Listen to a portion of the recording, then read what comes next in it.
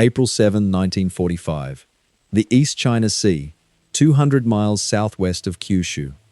The largest battleship ever built by human hands is steaming north through the gray, choppy water of a spring day in the East China Sea,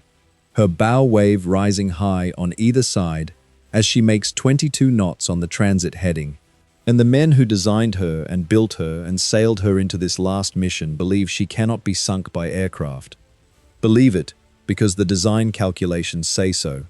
because the armor specifications say so, because no aircraft bomb or torpedo yet developed has been shown, in any battle, to be capable of sinking a properly designed modern battleship through air attack alone. The British Bismarck required naval surface forces to finally sink her. The Musashi, the Yamato's sister ship, required 19 torpedoes and 17 bombs in the Sibuyan Sea in October 1944 before she went down. The Yamato is more heavily armored than the Musashi was. The men on the bridge believe the mathematics are in their favor. They are about to discover they are not. They have good reason for the belief. The Yamato displaces 72,800 tons at full combat load, a figure so large that most naval architects of 1945 consider it the operational ceiling of what steel and engineering can produce in a battleship hull, and a figure whose secrecy the Japanese Navy has been maintaining since the ship's keel was laid in November 1937 behind blast screens at the Kure Naval Arsenal that prevented observation even from Japanese civilians nearby.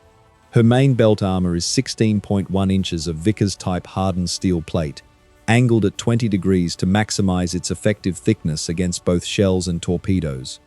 Her torpedo protection system includes multiple longitudinal bulkheads and a liquid and void layered system designed to absorb torpedo detonations without fatal flooding. Her main battery is 9 460mm Type 94 naval guns, arranged in 3 triple turrets, the largest naval guns ever mounted on any warship in history, each capable of firing a 3,219-pound Type 91 armor-piercing shell 26 miles.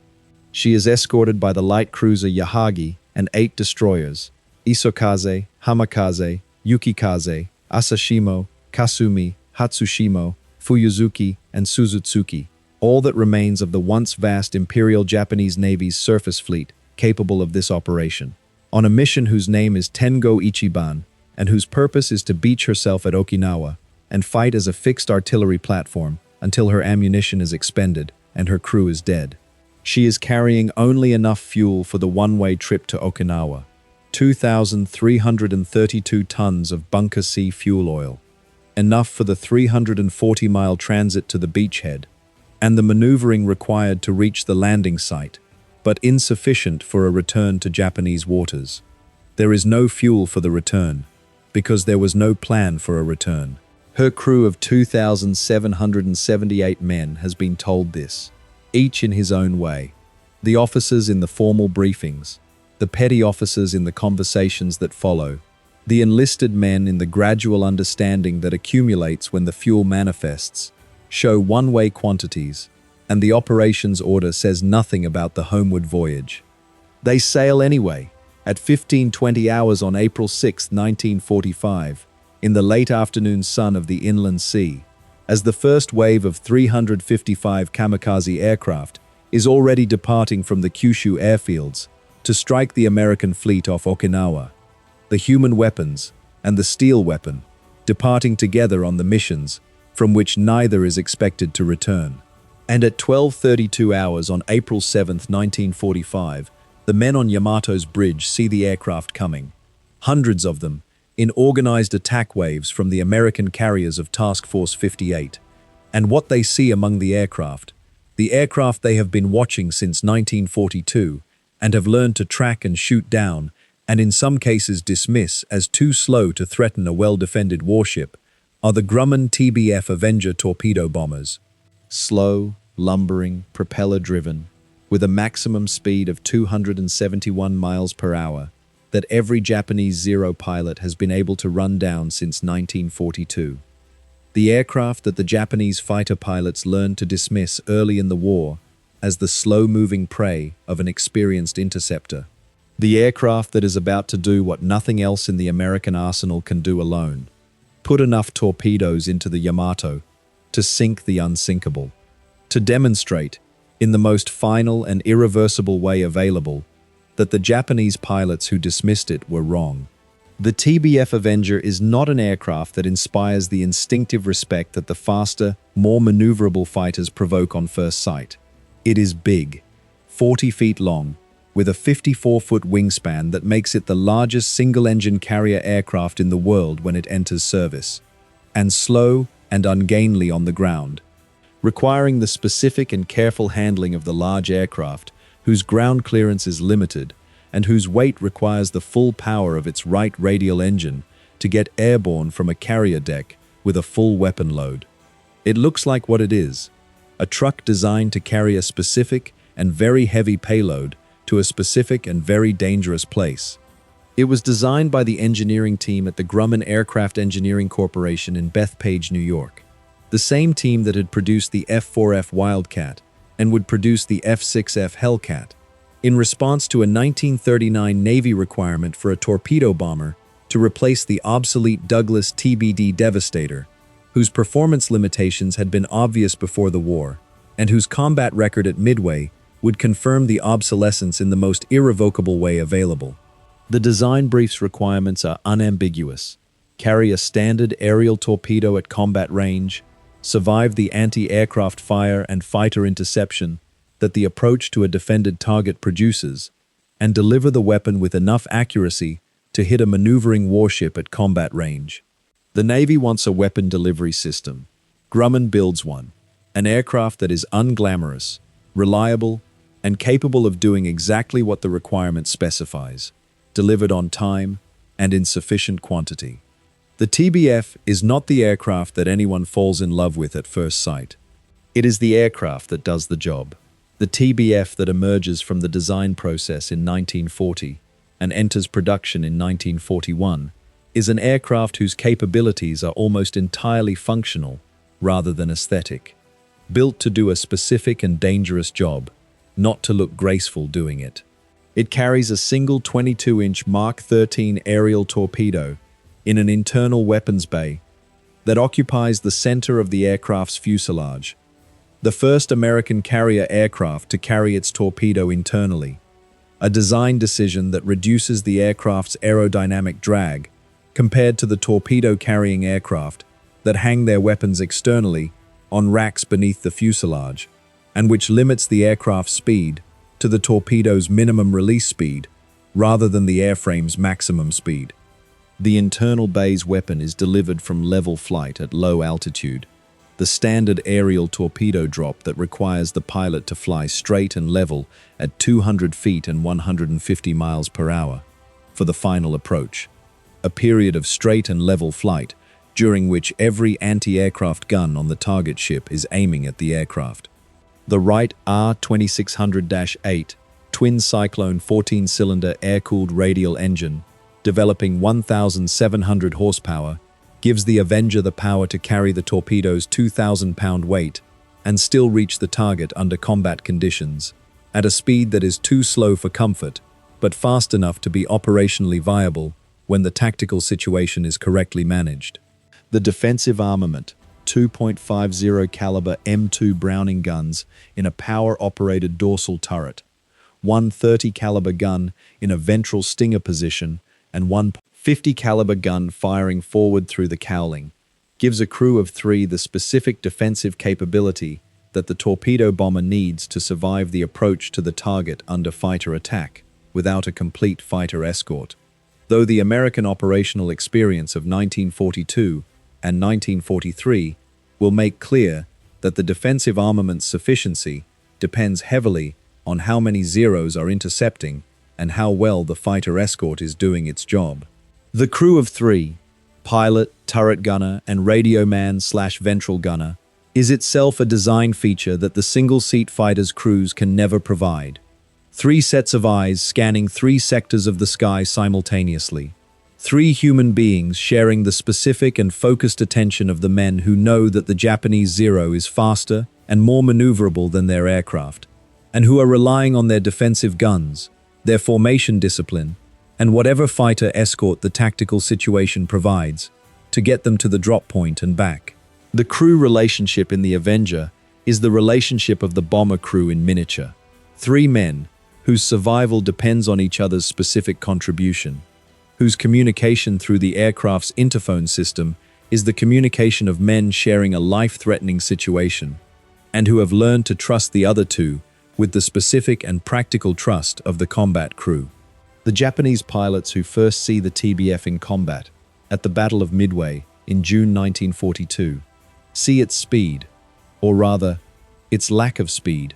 and draw the natural tactical conclusion of the fighter pilot who has been flying the Zero at 330 miles per hour and who understands that the 271 mile per hour torpedo bomber can be overtaken and destroyed before it reaches the drop point. 6 TBFs from Torpedo Squadron 8, VT-8's land-based detachment, which has arrived at Midway from Norfolk with new aircraft just days before the Japanese fleet appears, attack the Japanese carrier force on June 4, 1942, in the first combat mission that the TBF Avenger flies in any theater of the war.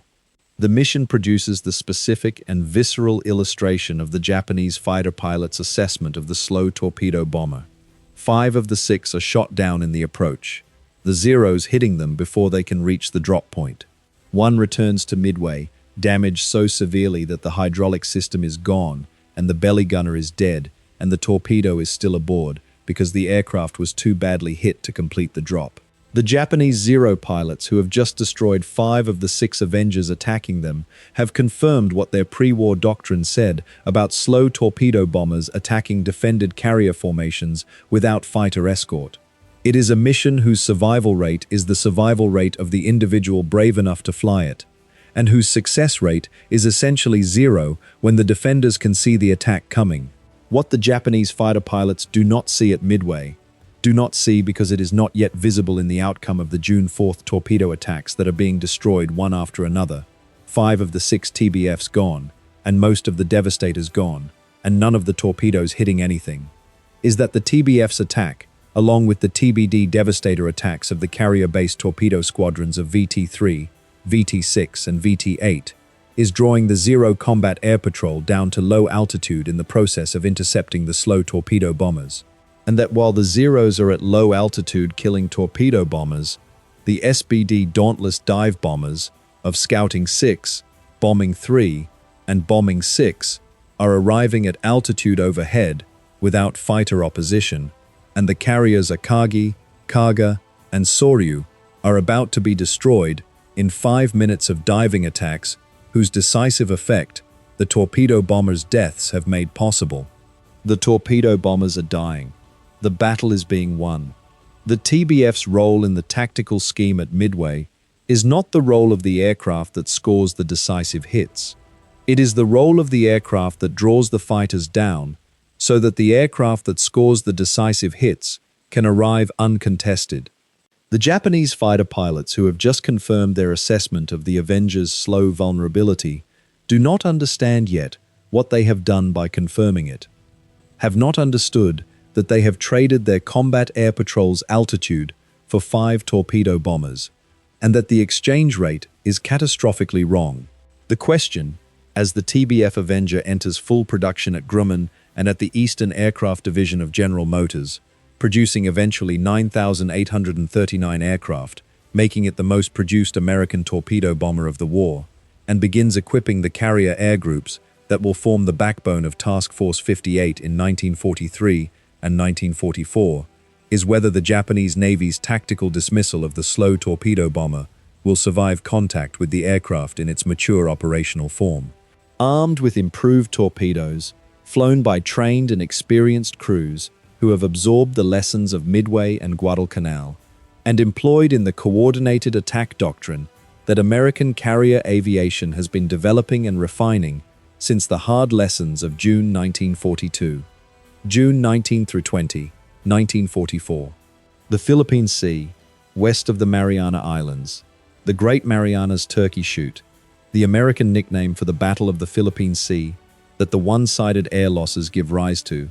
is a disaster for the Japanese Naval Air Force and a validation of the American Carrier Air Group's combat development since Midway.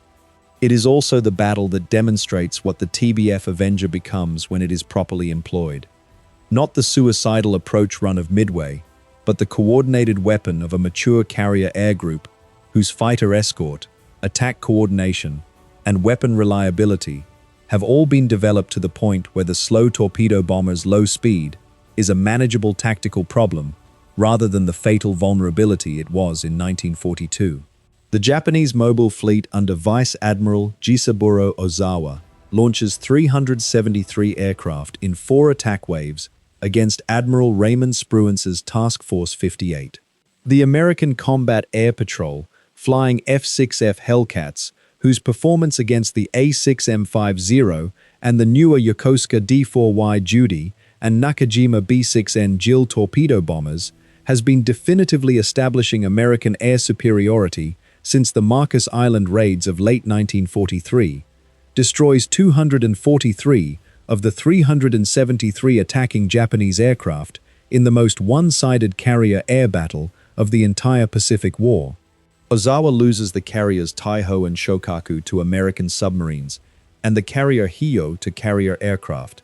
The Japanese Naval Air Force, already catastrophically depleted by the Guadalcanal campaign's 18-month pilot attrition, and the Central Pacific campaign's losses at Tarawa and the Marshalls, loses in 2 days the experienced pilot cadre that it cannot replace at any tempo that the accelerating American offensive allows. The Marianas Turkey Shoot is the end of the Japanese carrier force as an offensive weapon system. The TBF Avengers of Task Force 58's torpedo squadrons participate in the June 20 attack on Ozawa's retreating fleet, the 300-mile strike at extreme range that Vice Admiral Mark Mitcher authorizes, knowing that many of his aircraft will not have enough fuel for the return. And that catches the Japanese fleet in the fading light of the late afternoon, with the specific and dramatic visual quality of the long Pacific sunset over the Philippine Sea. The returning strike crews fighting for fuel in the darkness over the ocean before Mitcher orders his carriers to turn on their lights, a decision that risks submarine attack to save his pilots.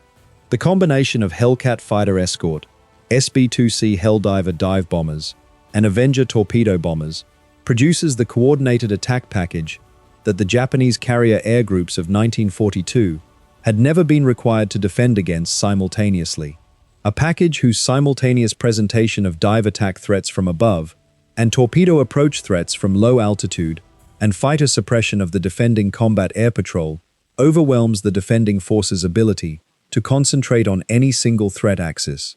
The Avenger crews who attacked the Japanese fleet on June 20 are attacking with the Mark 13 Mod 1 torpedo, whose reliability improvements since Midway, the airtail assembly added to stabilize the entry into the water,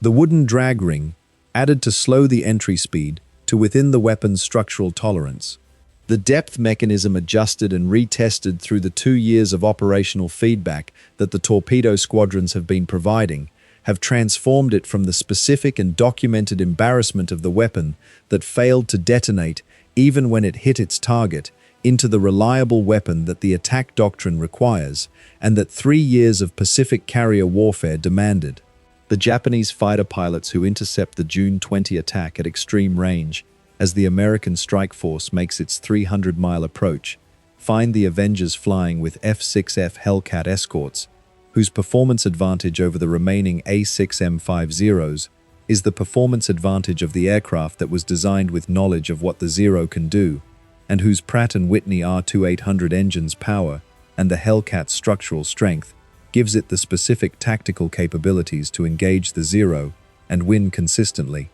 The slow torpedo bombers that were prey in June 1942 are now part of a coordinated assault package whose fighter escort, dive bombing distraction, and torpedo approach elements are timed to arrive simultaneously,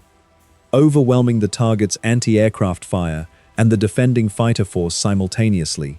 in a way that the remaining Japanese air defense cannot dismantle before the torpedoes are in the water. The near failure of the Avengers' ultimate mission arrives in the specific and documented form of the Mark 13 torpedo's pre-1944 record. the record of the weapon that the TBF was designed to deliver, and that spent the first 2 years of the Pacific War failing to perform, with the specific and maddening consistency of the ordnance defect that is known to the crews who are dying to deliver the weapon, and not yet acknowledged by the institutions responsible for fixing it. The Mark 13 ran too deep. Its depth-setting mechanism was unreliable under combat conditions, sending the torpedo 10 to 15 feet deeper than the set depth, causing it to pass under the target's keel. It failed to arm. It failed to detonate on contact because the contact exploder's sensitivity was wrong for the impact angles of the combat drop, making the TBF's suicidal approach run and the crew's survival of the anti-aircraft fire and the zero interception ultimately futile when the torpedo simply failed to explode against the target's hull after all of it. The Mark 13's depth-setting mechanism was unreliable under combat conditions. The contact exploder was too sensitive in some configurations and not sensitive enough in others. American submarines and torpedo bombers shared the specific and institutional frustration of the weapon that was better than its delivery platform at dying without accomplishing its purpose. The torpedo problem was known to the operational commanders from the first months of the war. American submarine skippers were filing patrol reports documenting torpedo failures throughout 1942,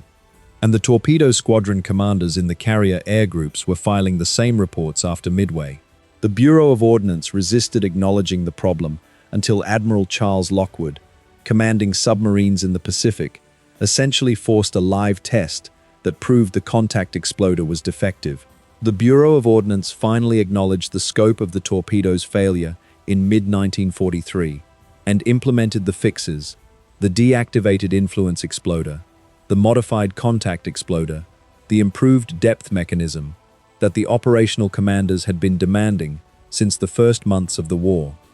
By late 1943, the Mark 13 was working. By 1944, it was reliable. When the TBF Avengers attacked the Yamato on April 7, 1945, they are carrying the improved Mark 13 Modification 2,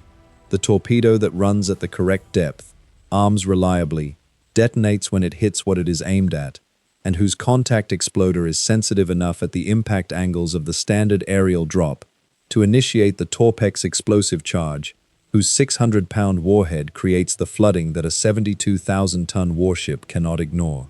The torpedo that the Bureau of Ordnance spent 2 years refusing to fix is, in April 1945, the torpedo that the engineering fixes have made reliable. The TBF is carrying the right weapon at last. April 7, 1945. The TBF Avengers of Task Force 58, under Vice Admiral Mark Mitcher, specifically, the torpedo squadrons of Carrier Air Wing 9 aboard USS Essex, Carrier Air Wing 17 aboard USS Hornet, Carrier Air Wing 82 aboard USS Bennington, and the torpedo squadrons of 6 other carriers, whose combined strike package Mitcher assembles into 280 aircraft in the first wave and 106 in the second, totaling 386 aircraft in coordinated attack waves, arrive over the Yamato at 12:32 hours on April 7th after finding the Japanese force through a combination of scout aircraft reports and radar contact, and begin the attack that the Japanese Navy's doctrine said could not succeed against a properly defended battleship. The Yamato's anti-aircraft battery, 24 127mm Type 89 dual-purpose guns, 162 25mm Type 96 anti-aircraft guns, arranged in triple mounts along the ship's superstructure, and 4 13.2mm Type 93 heavy machine guns, opens fire as the first aircraft appear at the edge of effective range, the 127mm guns firing the Type 3 incendiary Sankiden shells that the Japanese Navy has developed specifically to destroy massed aircraft formations.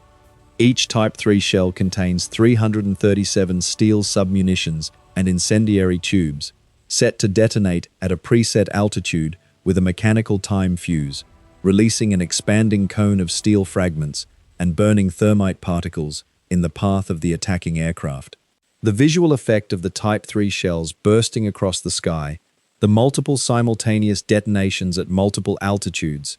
each producing its expanding cloud of steel fragments and burning thermite. The shells fired in timed salvos to create layered barriers that any formation must fly through to reach the ship, is one of the most intense anti-aircraft displays that American carrier pilots have ever flown through. Some crews, encountering the Type 3 shells for the first time over the Yamato, mistake the detonations for proximity-fuzzed conventional shells because nothing else in their operational experience has produced this visual signature. The anti-aircraft fire is intense beyond what most of the attacking pilots have experienced in previous strikes. The first wave takes losses. Several aircraft are hit and 2 are shot down before the drop point.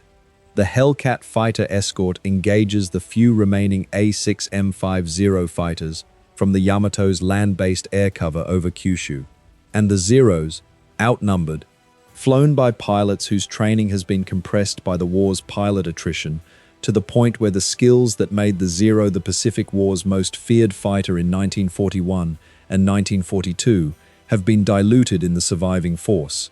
are cleared from the Avengers' approach path with the specific and documented efficiency of the Hellcat's performance advantage and numerical superiority. The path to the Yamato is open.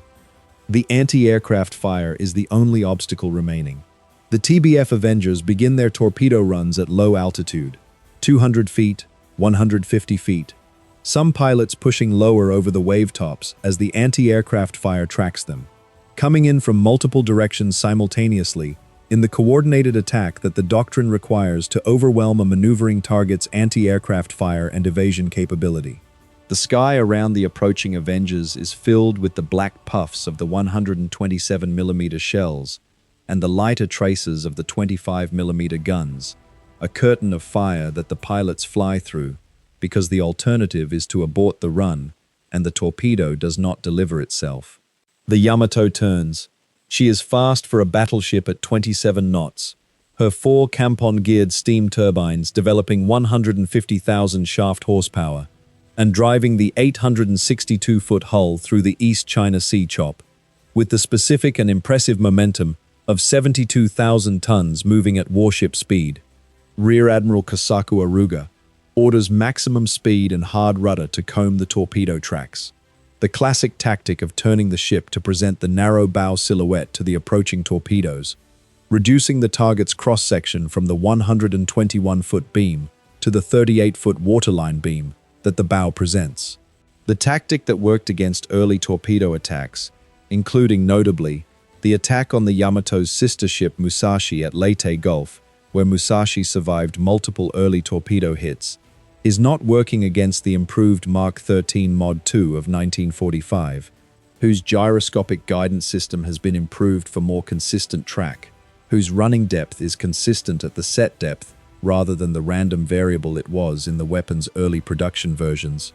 and whose Torpex explosive filling delivers greater blast effect per pound than the Torpex's predecessor did.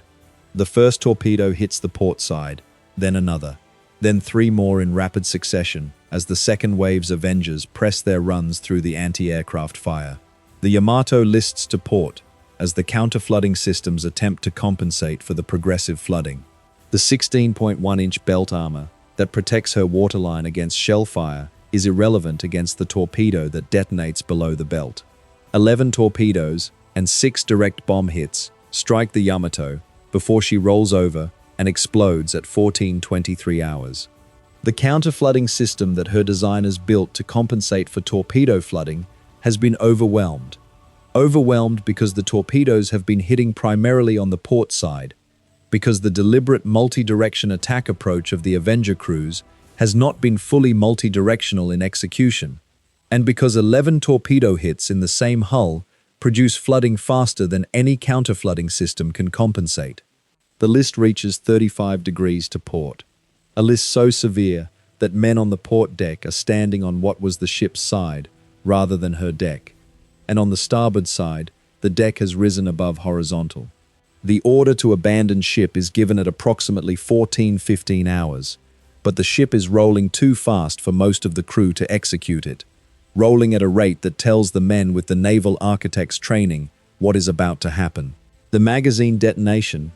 the main battery-forward magazines and the anti-aircraft ammunition magazines igniting simultaneously as the Yamato rolls past the capsizing point, produces a column of smoke and fire 6,000 meters high that is visible from the southern tip of Kyushu, 200 miles away, a pillar marking the grave of the largest warship in the history of the world. Of 2,778 crew members, 269 survive. Rear Admiral Kosaku Aruga, who has lashed himself to the binnacle, does not survive. Vice Admiral Seiichi Ito, commanding the surface force, does not survive. The Yamato, the largest battleship ever built, has been sunk by carrier aircraft in less than 2 hours, primarily by the TBF Avengers, whose 11 torpedo hits delivered the progressive flooding that the bomb's structural damage alone could not produce. The slow aircraft, the dismissed aircraft, the aircraft whose midway survivors had proven only that the torpedo bomber was easy prey for a skilled fighter pilot. That aircraft has just killed the Yamato. The legacy of the TBF Avenger in the Pacific War is the legacy of the weapon system whose capabilities the enemy correctly assessed in one context and catastrophically misunderstood in another.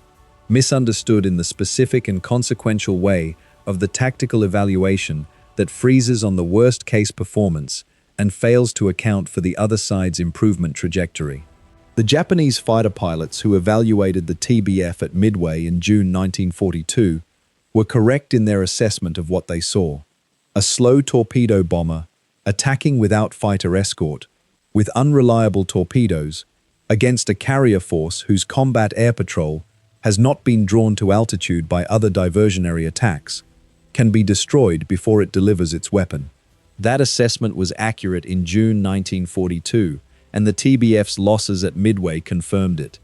The Japanese Navy integrated that assessment into its doctrine for defending against torpedo bomber attacks. What the assessment could not anticipate was the development trajectory, the F-6F Hellcat Escort that replaced the F-4F Wildcat, and whose performance against the Zero was categorically different.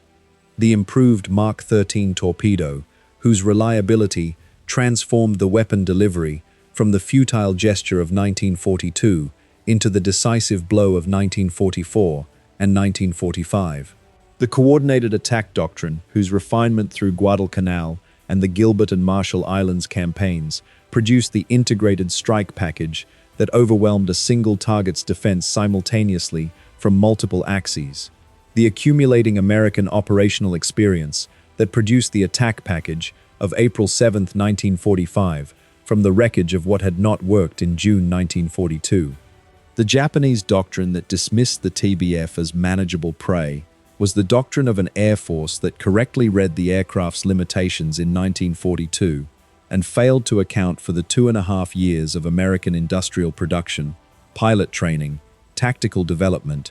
and weapon improvement that American carrier aviation systematically applied to overcoming those limitations. Failed to account for it, because accounting for it would have required the Japanese command to acknowledge that the American response to tactical failure was not the acceptance of the defeat, but the specific and methodical correction of everything that had caused it. The aircraft that sank the Yamato was not the TBF that attacked the Japanese carriers at Midway in June 1942. It was the same airframe, the same basic Grumman design with the same twin-tail configuration and the same internal weapons bay and the same three-man crew, fundamentally unchanged in its structural essence, but carrying a torpedo that worked reliably, escorted by fighters that dominated the Zero in every altitude band and at every approach angle, directed by a coordinated attack doctrine whose refinement through 3 years of Pacific carrier warfare had produced the simultaneous multi-axis approach that no single target could defend against, and crewed by men whose training and operational experience represented the accumulated lessons of Midway and Guadalcanal and Tarawa and Leyte Gulf and every engagement in between. The Japanese Navy's decision to dismiss the Avenger as slow and manageable was the decision of the tactician who evaluates a weapon system at its worst and extrapolates forward without accounting for what the enemy is doing to make it better. It is a failure of tactical imagination that militaries commit with a consistency that the historical record documents across every era and every technology. The failure of the institution that makes its assessment of the enemy at one point in time and treats that assessment as permanent. The Yamato was the consequence of that failure. 65,000 tons of steel and 9 460mm guns and 2,509 of 2,778 crew members sent to the bottom of the East China Sea by the aircraft the Japanese pilots had called too slow to worry about, which is perhaps the most expensive lesson in the history of underestimating what the other side is learning and what it will do with what it learns.